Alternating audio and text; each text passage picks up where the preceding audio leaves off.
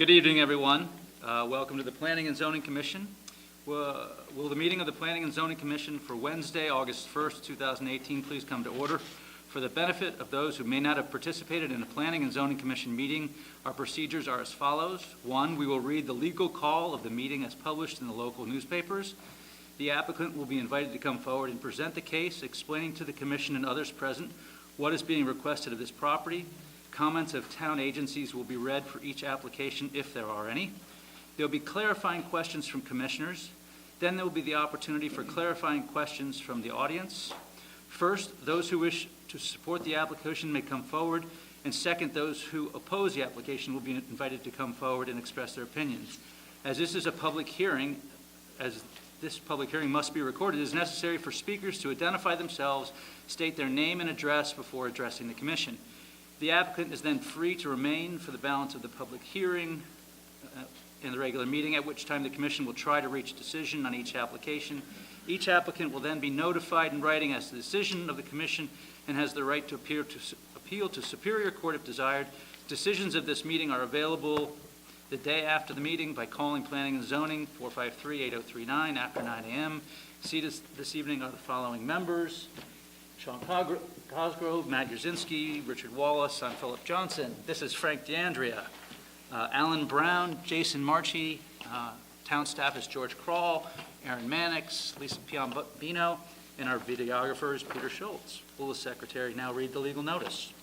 Notice is hereby given. The Guilford Planning and Zoning Commission will hold a public hearing on August 1st, 2018 at 7:30 p.m. in the Nathaniel B. Green Community Center, 32 Church Street, Guilford, Connecticut, in the Montucket Room on the second floor for the following purposes. Laura Toma and Christine Wallach, 71 Waterside Drive, Map 8, Lot 54, Zone R2, Coastal Area Management for a 278 square foot addition and a 140 square foot shed. Copies of this application is available for inspection in the office of the Planning and Zoning Commission, Town Hall South, 50 Boston Street, Guilford, Connecticut. At this hearing, persons may attend and be heard, and written communication will be received. Dated at Guilford, Connecticut, this 10th day of July, 2018. Philip Johnson, Chairman. A couple of quick house cleaning items. The Agricultural Society has been continued to the October 3rd meeting. They have a lot to go over, and that was at their request. What we'd also like to do is we'd like to move the agenda items for Quattro Italian Restaurant and Laura Toma and Christine Wallach, and then we'll deal with the proposed amendment third under the public hearing items.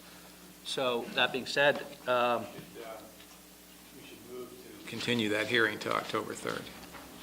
would anyone like to? I make that motion. I'll second. All in favor? Aye. That is so moved. With the revised agenda, Quattros, would you like to come up and tell us what you're talking about and what you want to do? My name is Luis. I own Quattro's Restaurant. And what I'm trying to do is here. Could you state your name and address for the record? Luis Rojas from 14 Water Street in Guilford, owner of Quattro's Restaurant. What I'm trying to do is I'm trying to go out 2 feet out on a little patio that we have outside. So it will be 6 by 20. Right, as it is right now, it's 4 by 20. So we're trying to go out 2 feet out, and put our new fence around the little patio. Why do you need more room? Excuse me. Why do you need more room? Well, we have first of all, when we applied for the patio permit like 10 years ago, we applied for 4 seats, but 4 tables, and it's not big enough. So we're trying to make a little more room, gain a little more room, so we can put the 4 tables out. Actually, we're trying to do 6 tables now, That's 6 little ones. that's not on Water Street. That's on It's on. It It is on Water Street. Yes.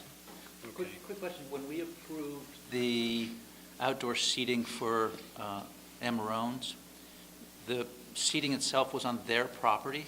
Correct. Is all of the additional space that you're looking to move out to on property that you guys own? Yes. Yeah. Actually, Okay. I talked to Doug, and he owns 4 feet out from the curb, so I'm just trying to use another 2 feet. So will be 2 feet left for sidewalk. So how many feet are left, for the sidewalk when he extends 2 feet?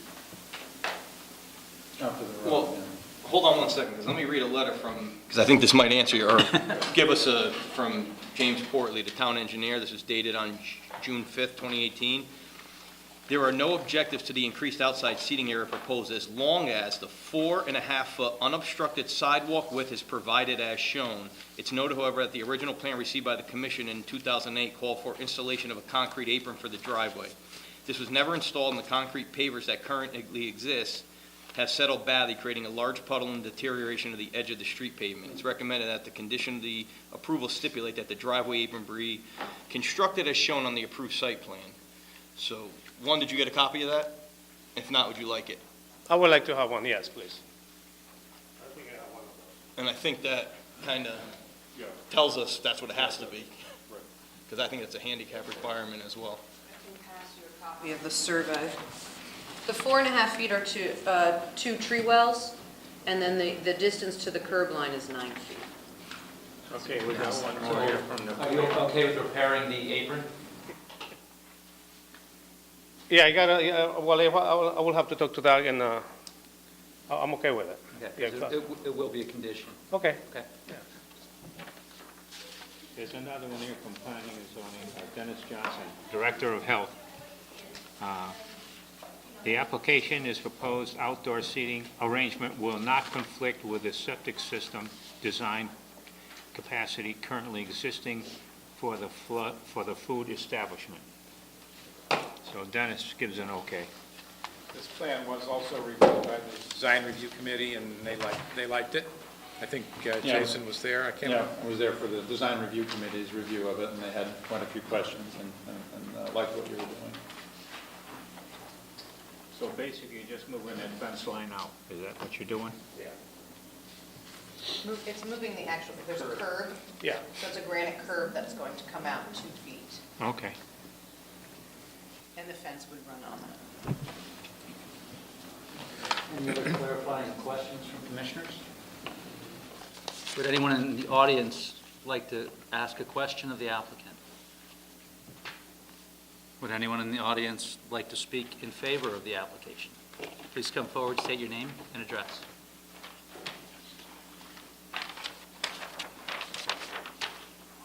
Hi, my name is Gary Perrington, and my wife Susie Balistraci and I live on 22 South Fair Street, right around the corner.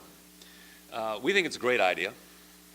I think that it's a wonderful thing when there's anything we can do as a community to support a good business, enhance their business and make it a better experience for everyone. We should be supportive of that.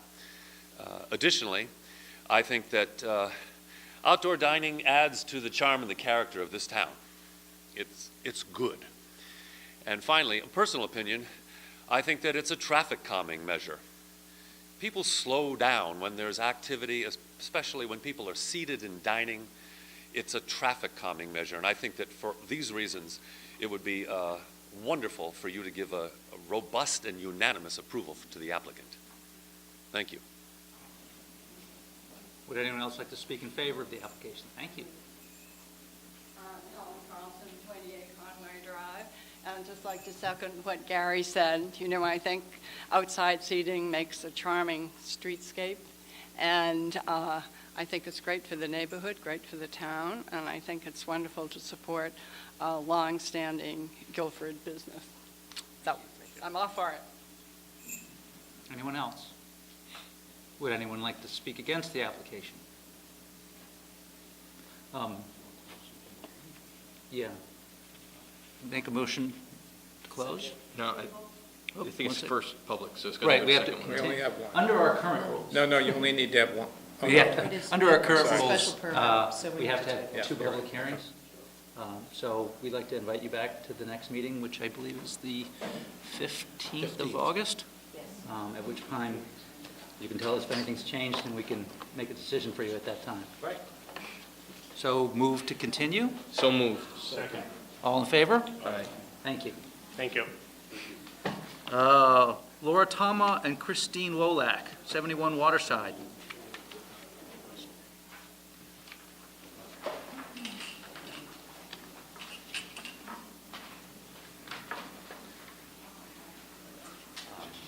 Good evening, I'm Russell Campaign, 131 Boston Street with CK Architects. I'm here with Laura and Chris, who can wave their hands, representing their proposed project on 71 Waterside Lane, which they've recently purchased and are looking to renovate as their primary home, and are moving basically from the Guilford Lakes area and will move in after the renovations are complete.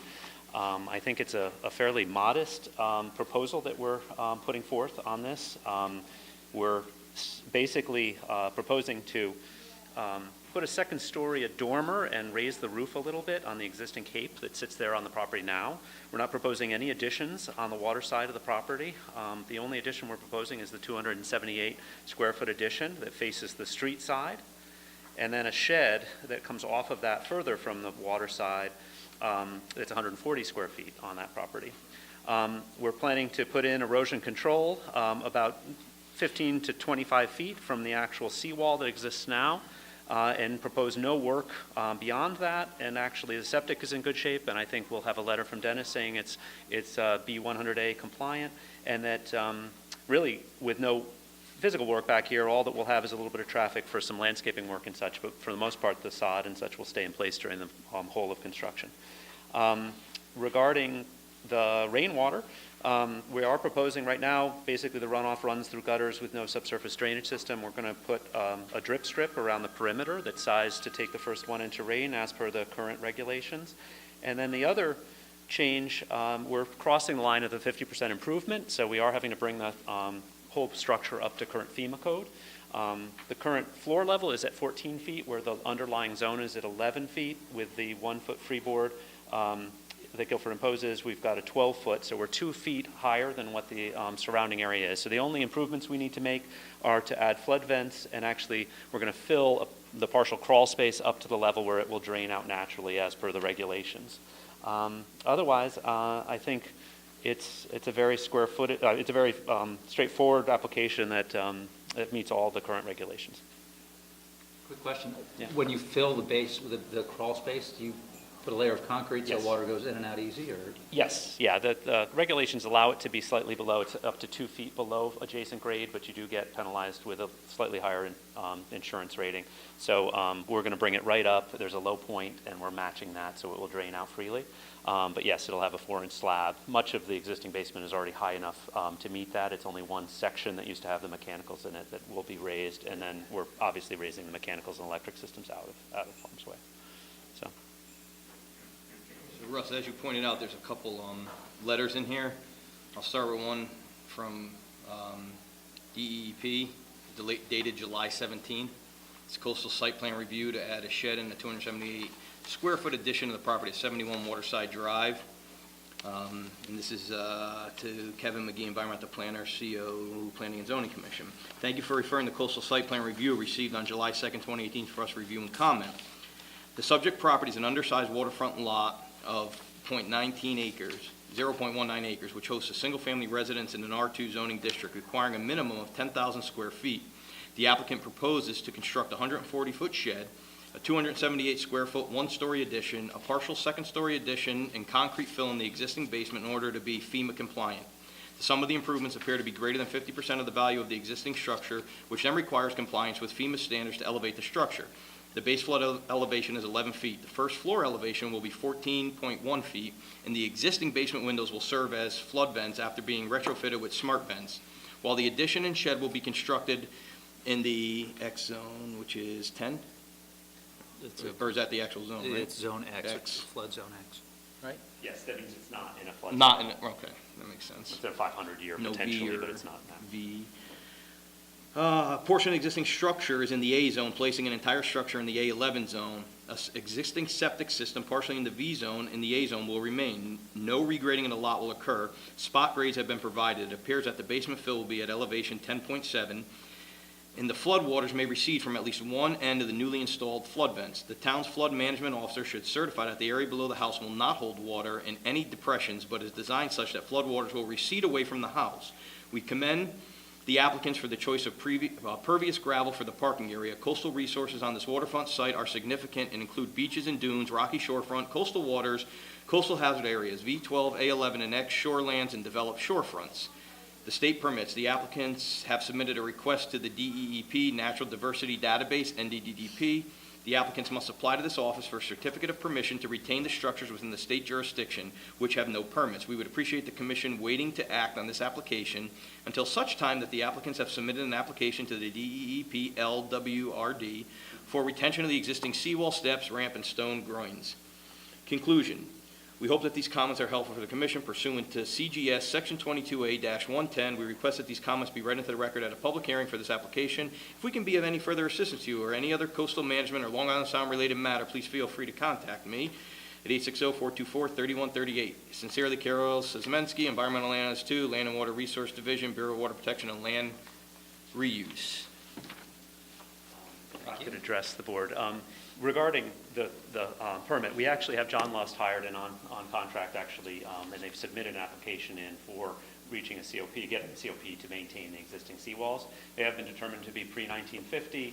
They're actually in pretty good shape right now, but I will say that to delay the approval of what we're proposing for this against the seawalls, I think is somewhat ridiculous and out of jurisdiction to some extent. I think that the house is about 45 feet from the seawall. It doesn't rely on the seawalls in any way to protect it. It really is just a landscaping element that basically is protecting the land forward of the wall. The septic is existing, and we're staying far away from the existing walls. There's no proposed work in our application for them. So I would hope that you can move forward with this application, even with a recommendation from the state. Sometimes they add some things that are not necessary. Well, I think Kevin's going to go for it. Our local. This is dated today from Kevin. I know you've been in contact with him. The information provided indicates that the property owner plans on adding addition to the house, a shed to the property, and an infiltration trench around the house. The property is located in FEMA Zone VE Elevation 12 and AE Elevation 11 flood zone. The mitigation measures noted in the coastal area management application provide for erosion and sedimentation control measures that were designed to protect the adjacent coastal resources as long as they are properly installed and maintained. The proposed work has a minor potential to affect the coastal resource. The Connecticut Deep is working on getting the existing non-permitted erosion control structures registered with the Connecticut DEEP. The applicant notified me that they have contracted an engineer to work with the state to get the wall approved by Connecticut DEEP. In order to make sure that the coastal resources are protected, I recommend the following conditions of approval.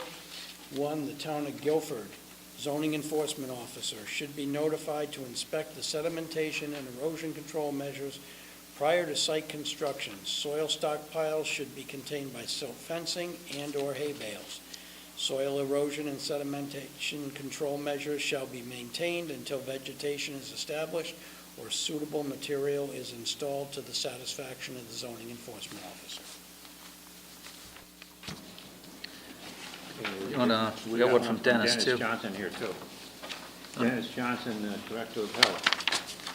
August 1st, 2018, the applicant's proposed house renovation and addition will result in a reduction of both the total bedroom count and the septic system design flow. Adequate area are revealed through the soil test is available if future repairs to the septic system should ever be needed or come to arise. The proposed addition does not conflict with the location or function of the existing septic system and it's recommend that the applicant proposed addition and CAM application be approved. Is that it for letters? Any questions from commissioners? Any clarifying questions that the audience would like to ask?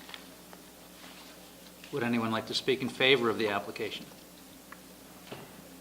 Would anyone like to speak against? It's awful quiet. I guess we would move to close. So moved. Second. All in favor? Thank you. Now for the fun one.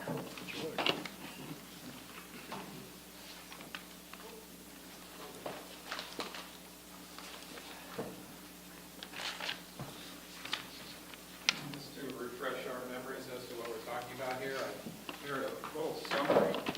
If you look at the piece of paper on the front side, it has our proposed motions, pro and con. I'm not suggesting you discuss that yet, but on the back side of that paper, I've tried to organize what's being proposed so that we can discuss it in a systematic way.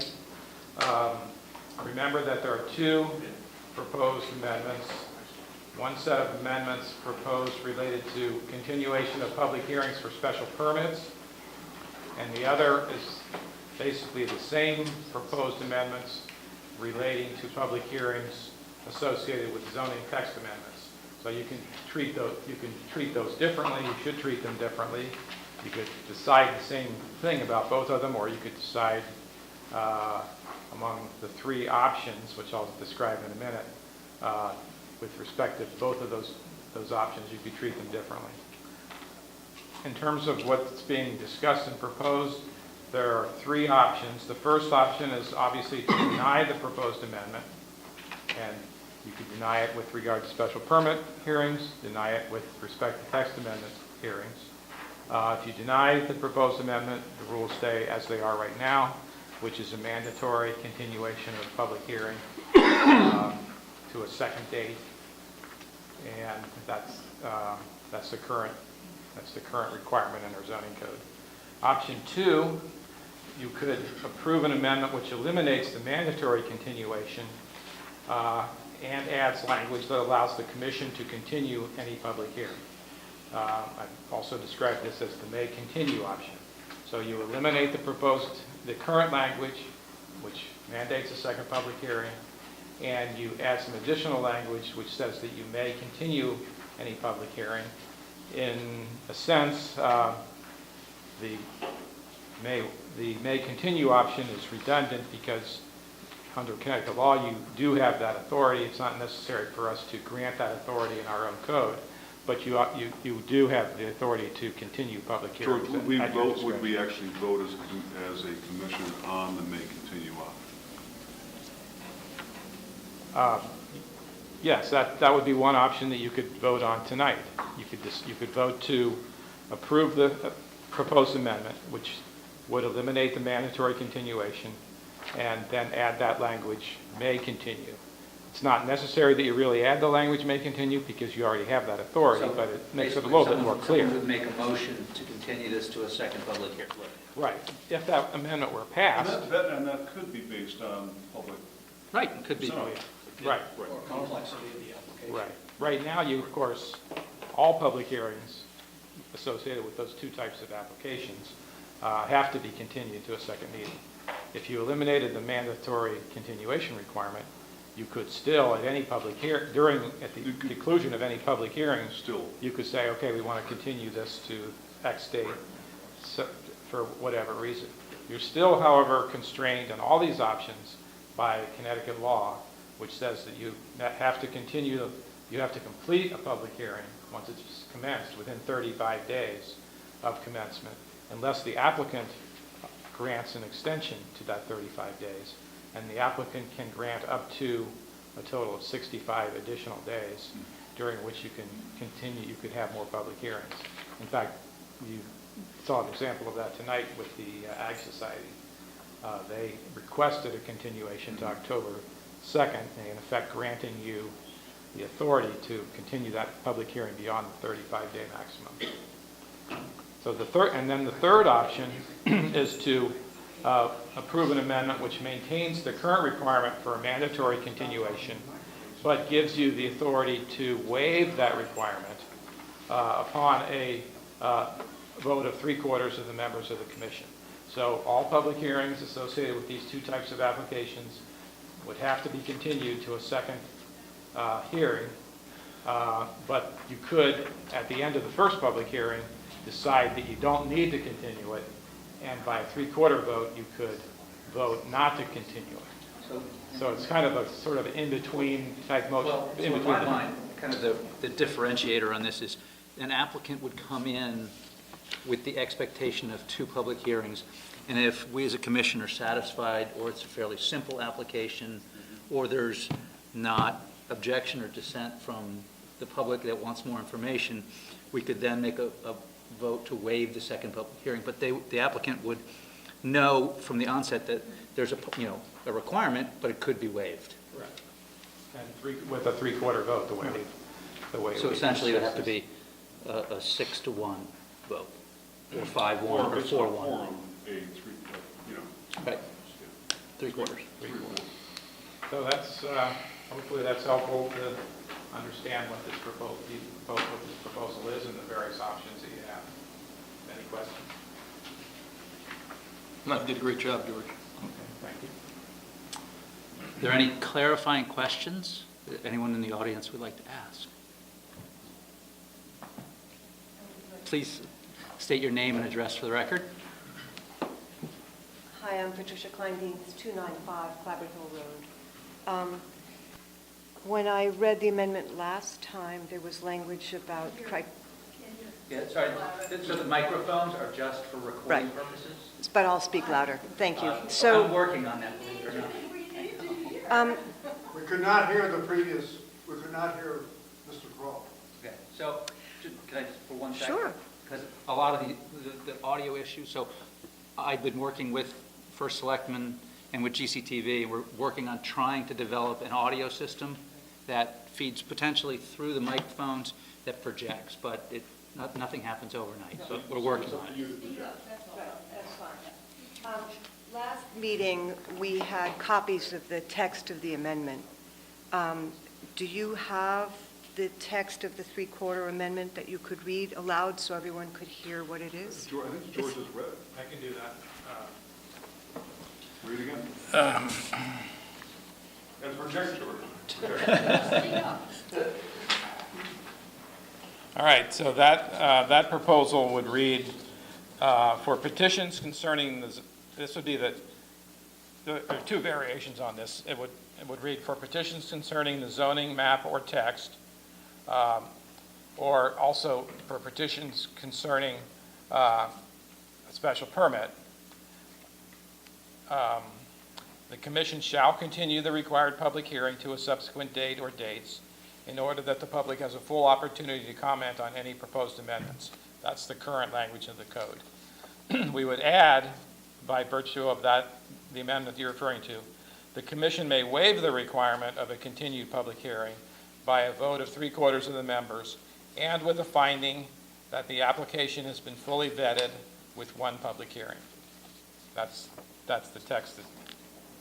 Everybody hear that? I thought there was language previously that had other criteria, that is, depending on the complexity of the application and public interest. Wasn't there? Yeah, Okay. That's the other option. I guess that's option 2. That's where we eliminate the mandatory requirement, and then we add language, in considering a continuation of the public hearing, the commission shall consider the complexity of the application, the interest of the public in the application, and nor the need for more information about the application. Now, all these words can be moved around.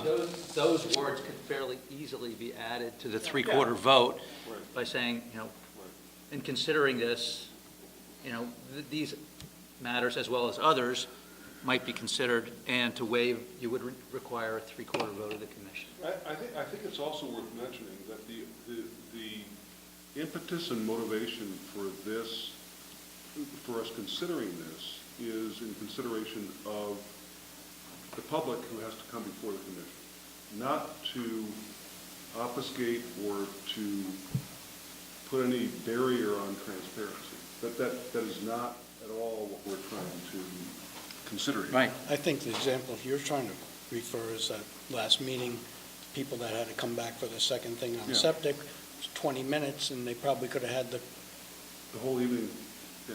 They could have probably had the project started after public hearing number one. Probably another similar application was just the one tonight for Quattro's. Right.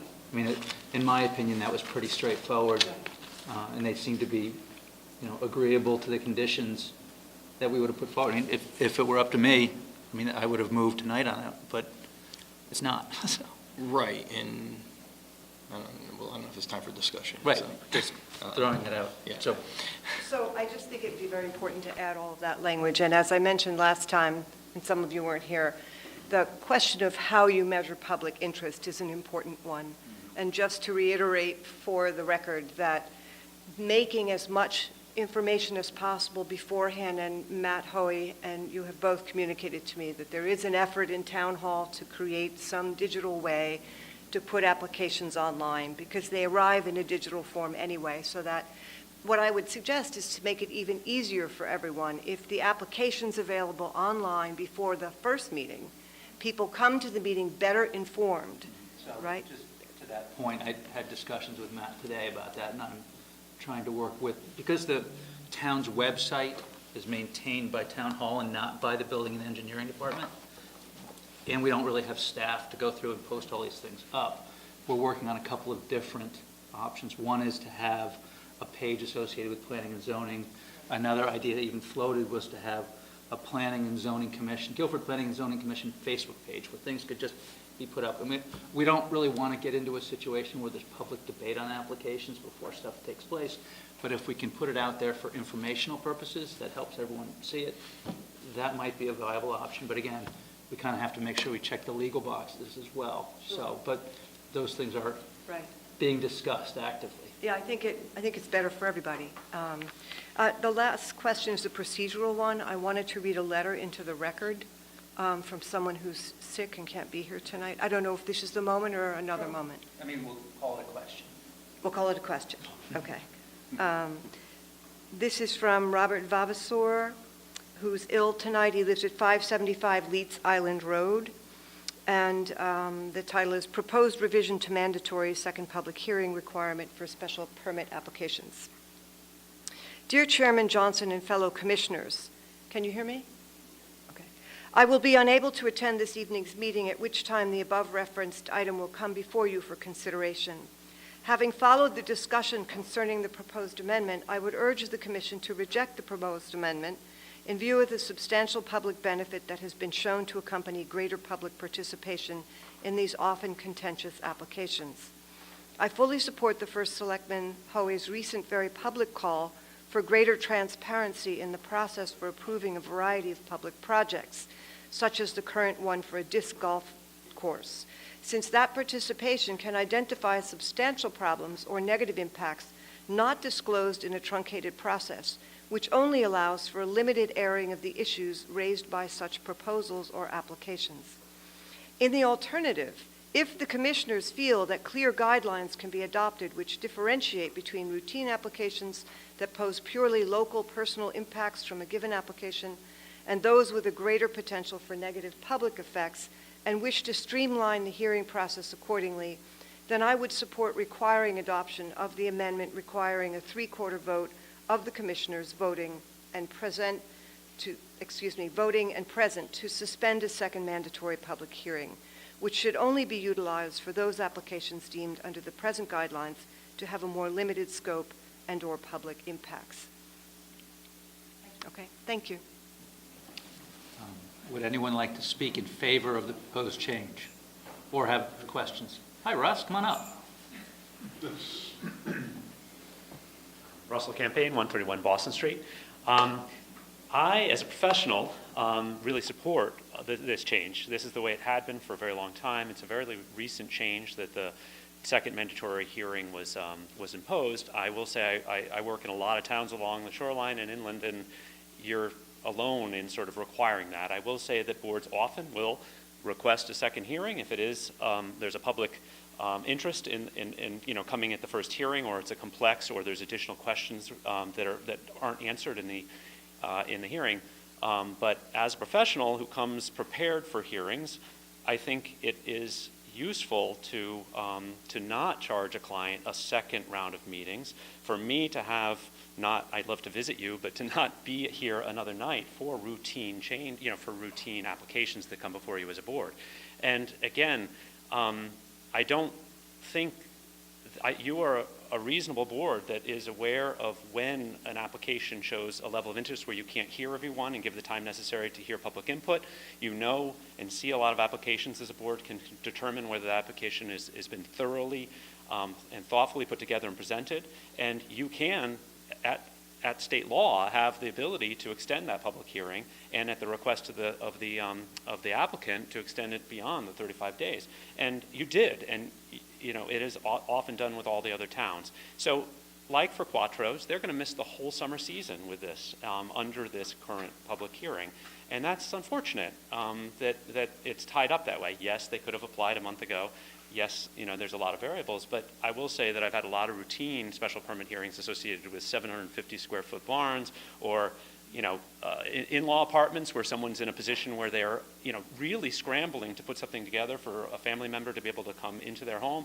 Things along those lines that are not very large impact on any of the community, and those would be nice to be able to plan around a month-long process. A special permit is a variable that really puts on hold a lot of other process. It's not as though clients will go at risk and continue to develop further documentation for construction and bidding purposes on the assumption of whether they're going to receive a public hearing. It's something that is a variable that really you have to put everything on hold in until you can receive that. So it really does have a substantial impact on delaying projects, and I just respectfully submit that as a professional that works before you. Thank you. I'm just Helen Carlson, 28 Conway Drive. I would just like to say I'm in support of anything that enables the public to have as much input as possible. And I'm a little doubtful about what's behind trying to do this, because I'm an ancient woman and I've lived here a long time, and I've been to many public hearings and been involved in many planning and zoning issues. And I've seen a lot of manipulation and a lot of scheduling things at times when people won't be here, and all kinds of devious things over the years. I don't mean to sound cynical, but it's true. It's really true. And so I would be for anything that prevented that and enabled Guilford to have as much public input for the common good as possible. And I don't think Guilford is a special place, so I don't think we should consider what other towns do, because Guilford, as we know from the covenant, always focused on the common good. So I hope planning and zoning will do that too. Thanks. Any other comments in support? I think that might have been against, but. My hand goes up. Would anyone like to speak against the proposed amendment? Please step forward, state your name and address. My name is Thomas Murray, and I live at 276 Boston Street in the house that I purchased back in 1984. I love the house and I love the town and cherish the fact that our businesses are very largely locally owned. And I want to see the character of Guilford preserved. I am not in favor of dropping the requirement for a second hearing. It's one thing for the owner of Quattro's or another restaurant or another business to come before the board with a request. It's another thing when we are confronted with large corporate developers. That's a totally different thing. They have no problem in securing the legal services of lawyers. But I think that it would be a bad mistake. Perhaps the 3/4 requirement, 6 persons out of 8, perhaps that. I think our quorum is 7. Oh, well then 3/4 will be hard to do unless you chop someone in the middle. That was by design. Oh, I see. Well, it must be at least 3/4. Okay, at least 3/4. But I think that might possibly be considered as a compromise. But we've seen in 2 major cases with corporate developers lately that it's really important to let those who are citizens of Guilford, who are property owners, those who live here, they chose Guilford because they love it. And let's not drop that safeguard. Any other comments against? Please step forward.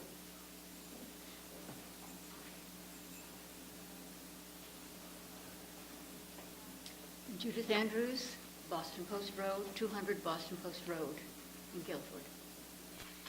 I prepared a statement which I would like to read. I have copies for you all. To the members of the Planning and Zoning Commission on the matter of the amendment to make a second hearing on special applications optional. Undoubtedly, in some cases, there are good reasons for eliminating an unnecessary continuation of a public hearing on a special application. However, I urge the members of the Commission to consider carefully the cases that will arise in which a second hearing is quite necessary, or even of great value for a complete analysis of the application to be discussed. From my limited experience at public hearings, I have seen that sometimes public interest develops an intensity only after the application has been introduced, more facts have been revealed, complications have surfaced, and a true controversy is in progress. I have seen that certain proposals that come before a board or a commission have many passionate supporters and as many opponents. Sometimes the strength of feelings on a routine application comes as a great surprise to many persons attending the hearing, as we observed 2 weeks ago in this room. Surely, in such a case, it would be a great injustice to those residents who desire and need to be heard for the time allotted for the public hearing process to be too severely limited. A question I propose to the Commission: how do you plan to assess the level of public interest in an application for special permit that is being scheduled? Valuable time could be saved if there were posted on the Town of Guilford website for all residents to obtain the full text of a complex planning and zoning application. The public would have time before the hearing to read and ponder the application. Thus, a number of unnecessary questions might be eliminated, and the hearing time could be spent on important questions and explanations. A second question: what can Commission members do to inform the residents beforehand of applications of great importance to them, so that residents, stakeholders in many cases, are involved in the decisions that affect them? I thank you very much. Back to your question, to one of your comments, we are really working hard at trying to get as much information as we can. That being said, there's going to be a big disclaimer that that will not be the full application. Because sometimes we've got large presentations and maps and information that gets presented that evening, so it will definitely have a disclaimer on the bottom of it saying, you know, if you're interested, please come by the Town Hall South and they'll be happy to have you take a peek. Yes. And help you with it as well, with any questions. So, Thank you very much. any other comments against? Someone like to make a motion to close? So moved. Second. All in favor? Thank you. All right, where are we? We'll go with the approval of the revised agenda. Pardon me? Not yet. We're getting there. What we have to do is we have to deliver. We'll have discussions regarding this, but we close the public hearing. Then we'll discuss each of the applications that are before us, and then we'll have a vote. Oh, yeah? Yes. No. You guys just On can't camera. comment at this point. Don't go anywhere. So can I get a second on the approval of the revised agenda? Second. All in favor? Aye. Great. Should we go to deliberation of public hearing? Or should we go to, Quattro's was continued, so It's got to be Laura. should we go to Laura Tama and Christine Womack and Sure. CAM? Voted that the Guilford Planning and Zoning Commission approve a coastal area management application for Laura Toma and Christine Woloch at 71 Waterside Drive, map 8, lot 54, as shown on an application dated 6/22/2018, revised on 7/11/18, in plans, quote, Tama Woloch, end quote, prepared by CK Architects dated 6/25/18. This application is approved with the one condition from Kevin McGee. Do I have to read it, or is that substantial? I do or I don't? I don't think so. This application approved based upon the finding that conforms with the zoning code is consistent with the coastal area management policies of the state of Connecticut. We had a revised date on those plans, it's of 7/11? Yes. That's what I have. That's there. That's what I Oh, have. okay, yeah, some reason, that dated 6/25, I don't know where that came from.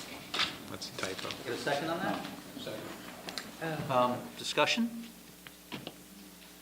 Pretty very straightforward. I mean, it makes our life easy when everything's professionally done and presented, with all questions asked and answered. And concerns were addressed. Yep. I'm happy to say that we did not include the DEP Yes. additional criteria on that. Obviously, it's important to continue it, but we're not going to hang the applicant up on the DEP application. Russ's arguments were very persuasive. Okay? Everybody good? Far enough away from the wall. All in favor? Aye. Motion carries. So it needs an answer. Yeah, exactly.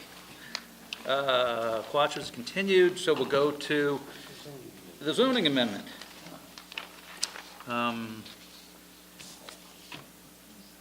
Do we want to make a motion first? Do we want to have discussion first? Just wonder exactly how the vote is going to work with the three options. Right. Because if one option doesn't, you know, like, Right. just how does the So, voting process uh, work?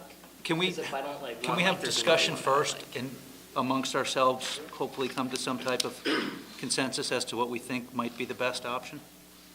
So I'll open up with some comments. I am very much in favor of requiring the second hearing and allowing us to waive it with a three-quarter vote. I would also support inserting the criteria language that George had mentioned it's very much a judgment call on that, but that's why we're here. I think it serves the public 95% of the time, and personally, I can assure you that if something is controversial, if something doesn't pass the smell test, that I'm not going to be voting for it to be waived. That I'm going to want to vet these things as thoroughly as possible.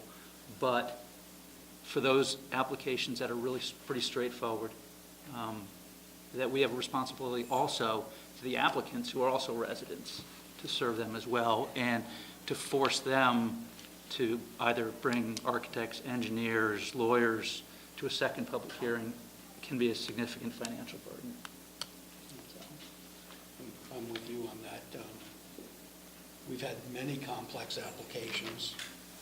Some we've taken past the 2 hearings. We've gone to 3 and 4, like the pool at 66 High Street, which was finally withdrawn.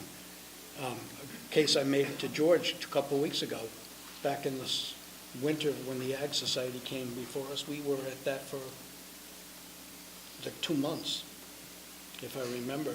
But then again, we have the gentleman that might want his deck extended a few feet, brings his architect in a couple of times. And I agree with the chairman, it's a smell test, but we should have the right to waive that in that circumstance. I just have a question for, not to single you out, but for Phil. I mean, what is a realistic expectation that we and the public might have as far as when more information will be available on the public website? I don't know.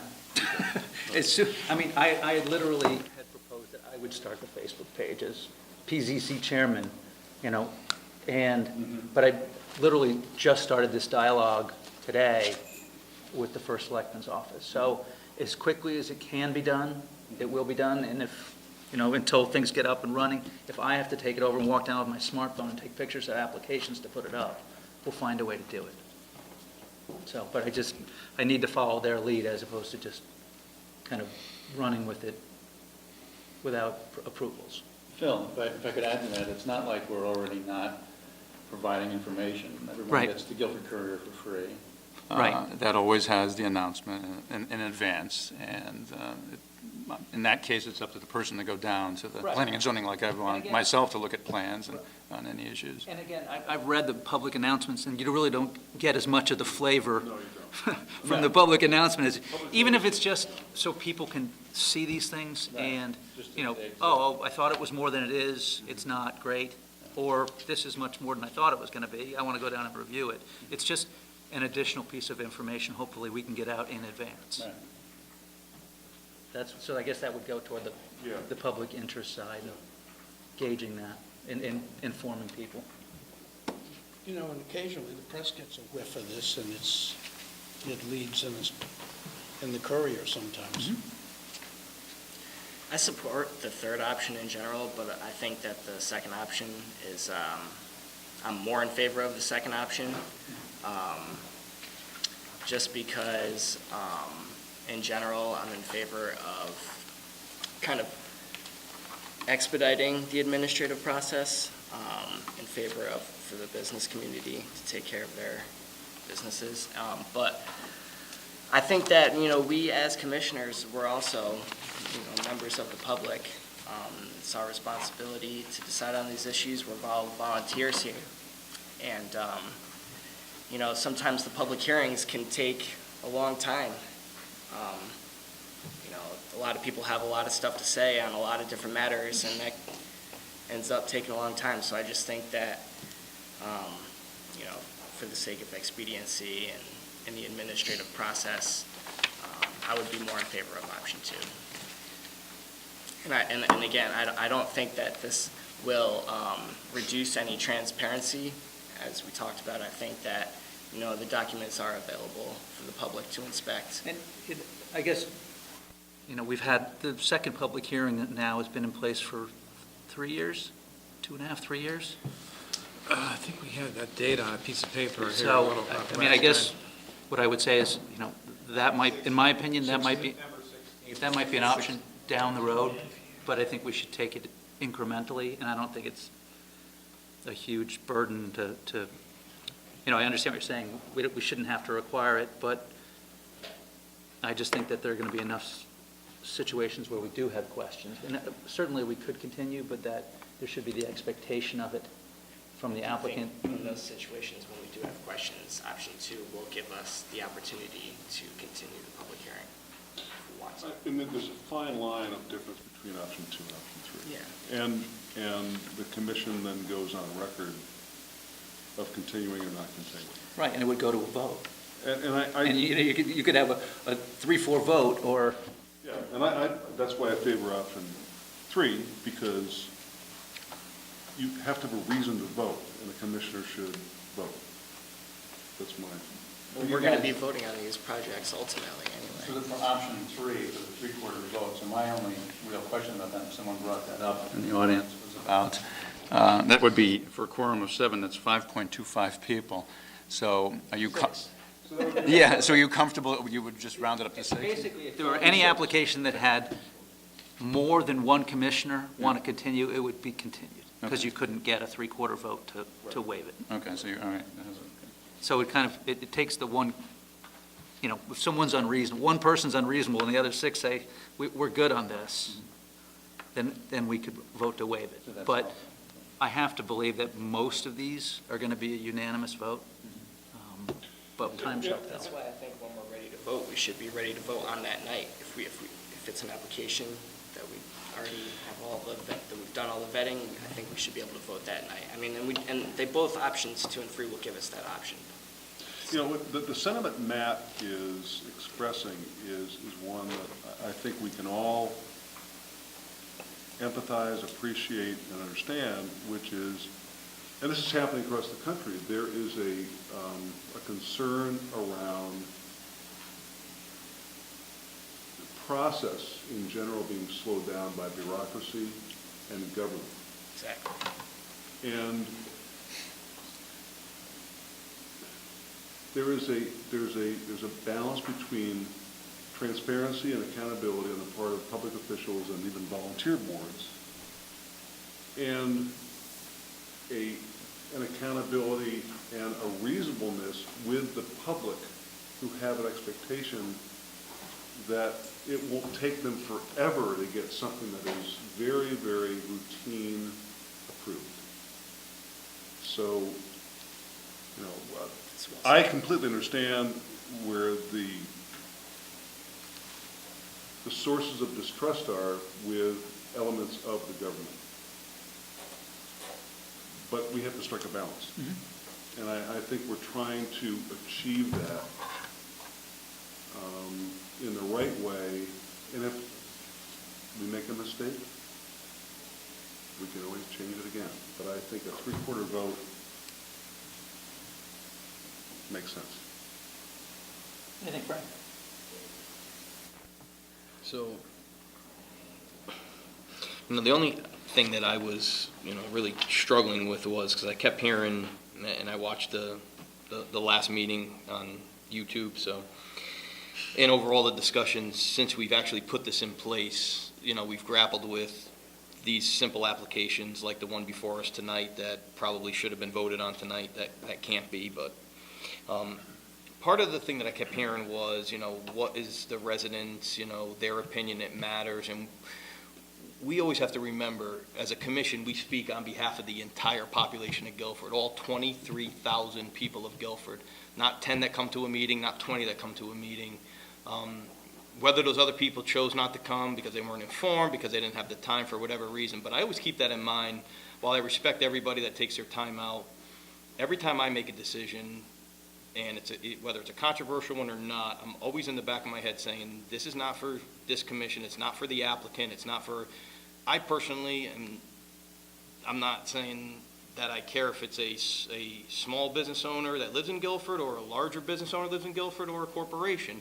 What's best for the general population of Guilford, all 23, I think, hopefully I'm not far off on my number there, but I believe in 2016 we were just over 22,000, so I think we've grown a little bit.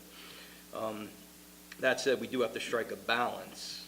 I do believe I was not in favor of that second public hearing back when it was brought up. I probably voted against it.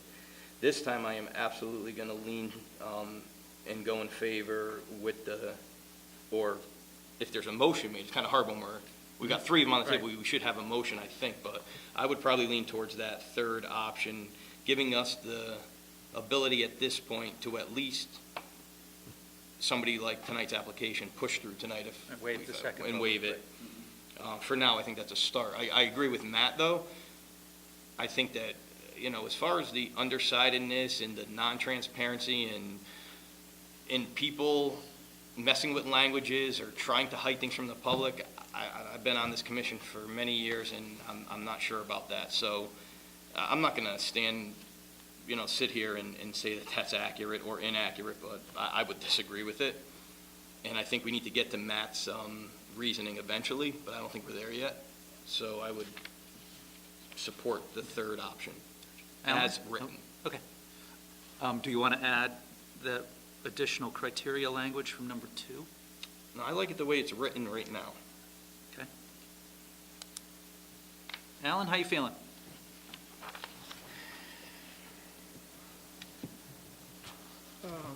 Actually, first of all, it's a really tough call. I understand the people sitting out there that want that second meeting. I joined this commission to work with the people. That's what I want. What they want is what I want. And I think probably every guy on this commission is saying the same thing. We're not here because we have some kind of an agenda to run. We're looking out for you people. And I sit here and listen to everything that's said, and the information that comes off that floor is way above what we know, way above. You people know things that we don't know about the area you're living in. And then we can sit here and make a better judgment by that. And I think that's what we're about. It's very important that we do that, and I think that's what we're here for. We don't have any agenda with any large corporations. We're here for you. I don't think there's one person on this commission that isn't. So I'll go with that third choice, 3/4 vote. I think that would be the right way to go. And if it doesn't work, we can always bring it up and change it back for you. But please, I hope you don't have the idea that we're trying to push this through so we can push some kind of deal through for somebody, because that's not it. That's what we're not here for. Not at all. So I'm for the 3/4. Thank you. Jason? Thank you, Phil. Well, we all are residents of the town, as others have said, and I have to think back to why I wanted to join Planning and Zoning, because I'm the newest one on the commission. And I wanted to be part of logical decision-making and try and put aside human emotions that we all have. It's not a good, often when you're running something like this for a town, for a big population, if you're judging emotionally versus what's logical and what's best for most of the people. And again, I wanted to be in a position where I could contribute to doing what's best for the town in a logical fashion, and trying to consider all sides and all. You satisfied me on the 3/4 voting. So I would, based upon my feeling of being in town since I was 2 years old, which is 56 years now, and I certainly wouldn't want to do anything that destroys the town, because I have a great love for it, but I realize too that it needs to grow in certain ways, again, that are logical to both preservation of an ambiance we have here and to helping the tax base, because you can't really stop progress, but I think you can manage it well. So I would be in favor of option 3, but I would like to add that additional wording we were talking about from option 2. With that said, I think we're all pretty much in agreement that option 1 is out. Option 2 had a little bit of support. I'd like to propose a motion that we vote on option number 3, adding the criteria wording. Someone other than the chair make the motion, I think. Hey, Frank. Whomever.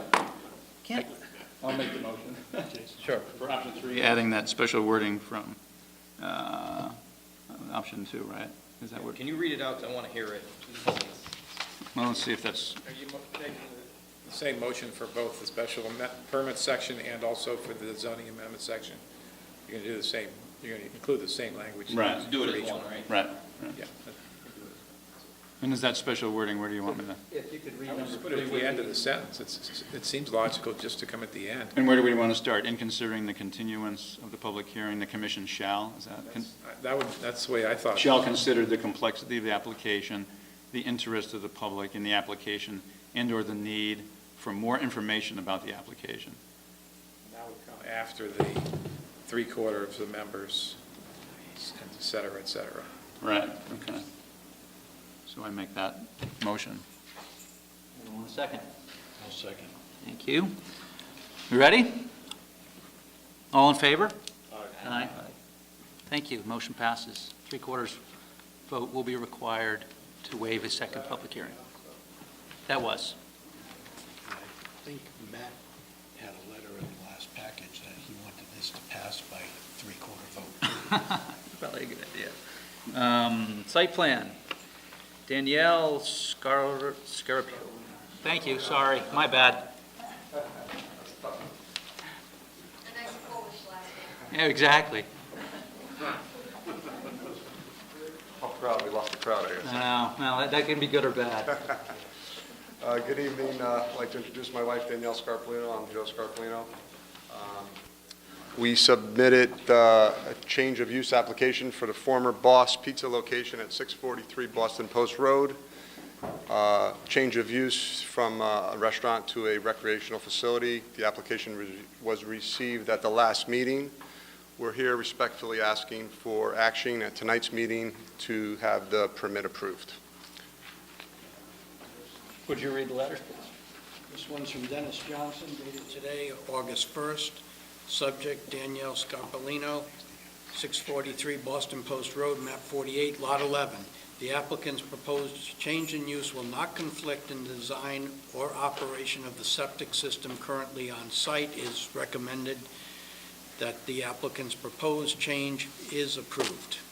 Thank you, Dennis. Second one is from Brian LeBlanc, dated Tuesday, July 31st. Members of the P&Z Commission, I am not able to attend the subject meeting. However, I wanted to provide my support for the change of use request for the former Boss Pizza location restaurant use to the spot, Guilford Acrobatics and Company, a recreation facility use. This is a new business being started by a Guilford resident, Danielle Scarpellino. Recreational facilities are permitted by use of right in the zone. In fact, there is another recreational facility already in the plaza. The acrobatic studio will be a healthy alternative to a wide age range of individuals. It doesn't appear to be septic or parking concerns. A prompt decision will enable this local business to open in short order. Thank you for the consideration. Brian, Town of Guilford Economic Development Coordinator. Question? The applicant is requesting a waiver of a professionally prepared site plan as well. There's no exterior changes? No. So I think that's going to be waived. Within the application, there's a sketch of the, it's just going to be basically 4 walls and a bathroom and a storage unit with some mirrors. With no service counter. Correct. Yes, correct. Is there a motion?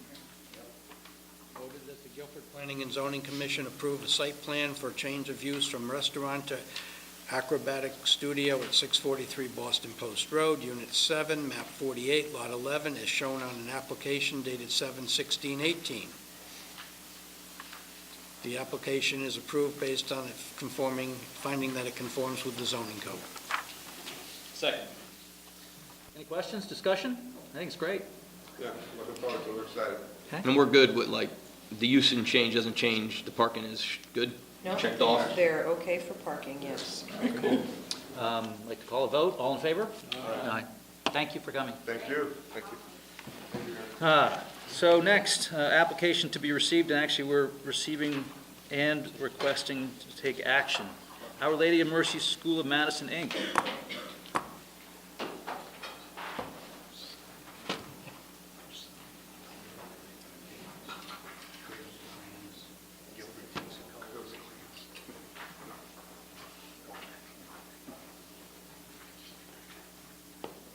Good evening. My name is Michael Losasso. I work with Antonazi Associates, and we're architects representing Our Lady of Mercy this evening. We prepared 2 site plans and 2 floor plans that I'll present tonight, and I'll leave those with you. And I also have smaller versions that I'd like to distribute for reference, if I may.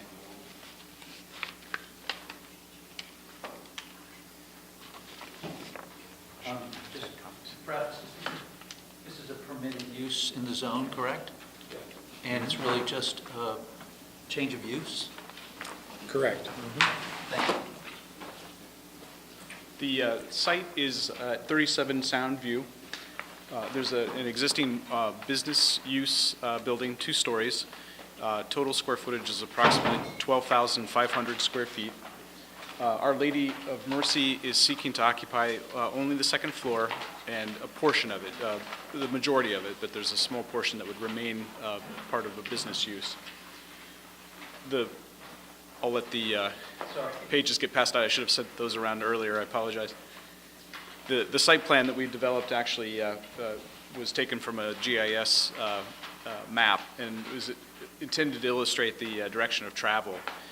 The school anticipates utilizing vans, 11 to 15-person vans, and those would be utilized to transport the students from the school location to a site, off-site for athletic activities during the day.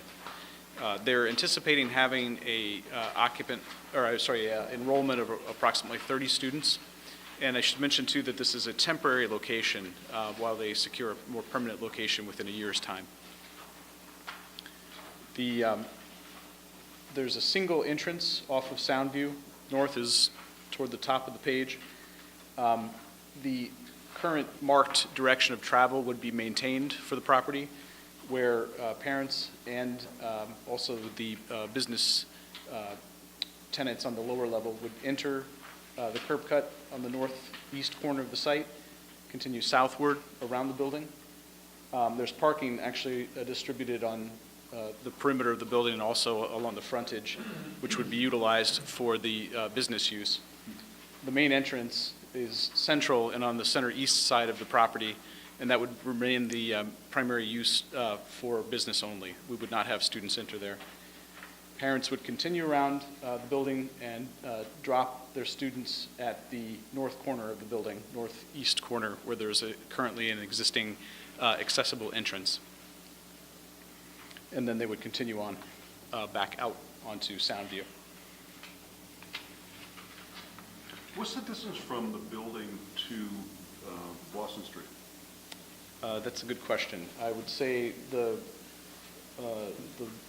roadway. From where the people will be Oh, entering and leaving, yeah, to Boston. I'm sorry, it's a couple blocks to the north. It's a couple hundred yards. Okay. Yeah, it's fairly close. So there's not really, it's not really close to Boston Street, there's no chance of a backup where people are just going to be waiting at the stop sign? I think there's a low possibility for a backup, and one of the primary reasons is that this particular circulation route actually gives us the maximum amount of queuing on the site.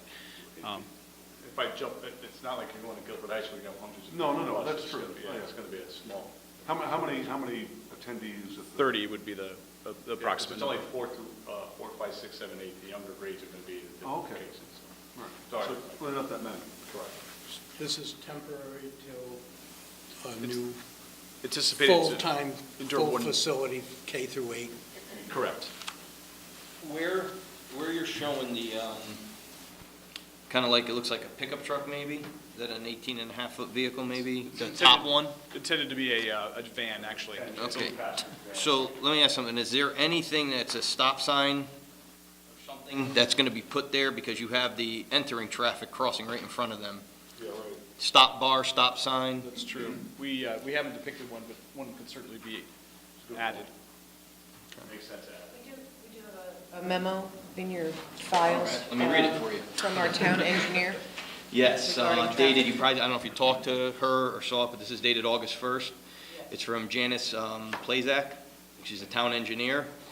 I have reviewed the proposed project with regard to the site circulation and access. The scheme using the adjacent property will not work if easements are not in place for shared use of the properties. The other scheme proposed will likely work as long as buses are not to be used, since turning movements may be too restricted for larger vehicles. If the buses will be used, a turning template analysis should be done by the applicant's engineer. The existing site has an unconventional clockwise traffic flow that causes a conflict point near the entrance. Wow, I nailed that. In the proposed drop-off area with entering vehicles turning left where vehicles are proceeding straight to exit. This is an existing condition that may be worsened by the concentrated traffic flow at the drop-off and pickup times for the school. The sightline to the right exiting the driveway is currently not adequate. A large shrub is blocking sightlines and other obstructions may exist.